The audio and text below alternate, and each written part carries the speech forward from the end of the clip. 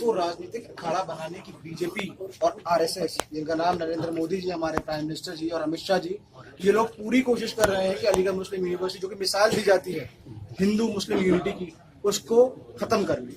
आज उन्हीं के भेजे हुए गुंडे जो अजय सिंह, सोनवीर और जितने भी लोग मौजूद थे, अमन शर्मा, इन लोगों ने यही काम किया। खुले में पिस्टल निकाल के फायरिंग की है, स्ट्रेट फायर किया है, स्टूडेंट्स के ऊपर फायरिंग की है, एडमिनिस्ट्रेशन को फायरिंग की है। ये क्या दर्शाता है? ये क्या करना चाहते हैं? यूनियन कोई अगर इवेंट करने जा रही है उसमें परेशानी क्या है?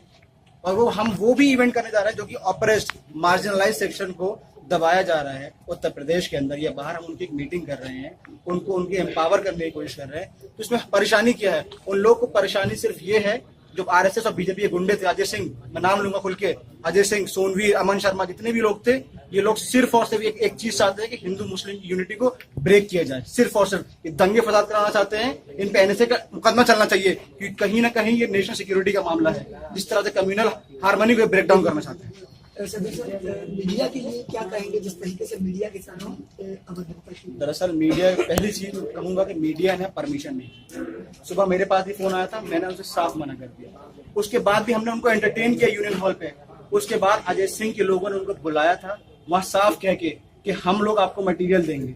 और रिपब्लिक टीवी वालों को बुलाया ही किसी नहीं था। अजय सिंह की कॉल पे वो लोग आए थे और वो वहां खड़े होकर ये कह रहे थे कि हम आज एक ऐसे इदारे में खड़े हैं जो आतंकवादियों का गढ़ है। ये कैसी लैंग्वेज है?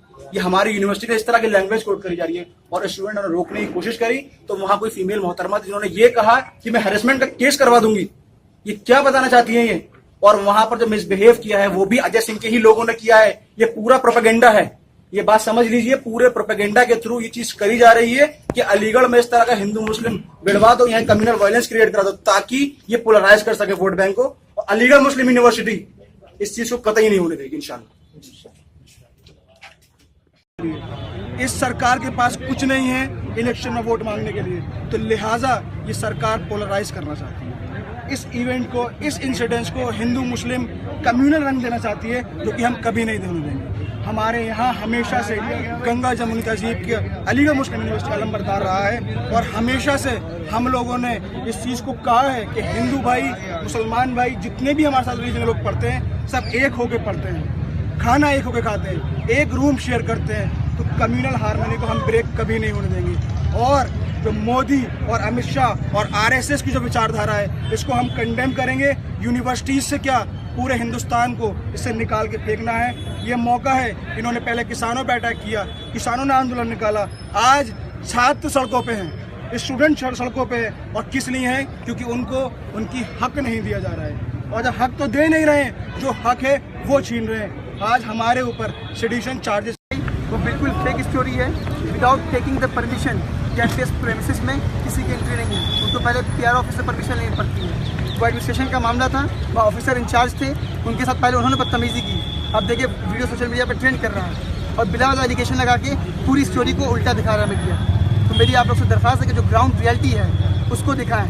पिछले 5-6 महीने से लोग लगातार एमयू पर हमला कर रहे थे, कभी तिरंगा यात्रा के नाम पर, कभी किसी की जयंती के नाम पर। कल फिर इन लोगों ने सियासी अखाड़ा बनाया, इसको स्टूडेंट से मारपीट की और फिर जाकर हमारे पर सजेशन चार्ज लगा दिया है। अगर हमारे जो चार्ज लगाया गया स्टूडेंट पे, इसको वापस नहीं लिया गया और इनके ऊपर एक्शन नहीं लिया गया, तो अलीगढ़ मुस्लिम यूनिवर्सिटी स्टूडेंट यूनियन और यहाँ के स्टूडेंट खामोश नहीं बैठे। कोई एफआईआर दर्ज नहीं हुई। एक सिर्फ बीजेपी यूथ विंग का डिस्ट्रिक्ट प्रेसिडेंट है, उसकी बेसलेस तहरीर पर हम सबके खिलाफ, इस एमयू के 14 स्टूडेंट के खिलाफ सेडिशन का चार्ज लगाया गया है, देशद्रोह का मुकदमा लगाया गया है। ये कहीं ना कहीं इस बात को बताता है कि सत्ता का दुरुपयोग किया जा रहा है।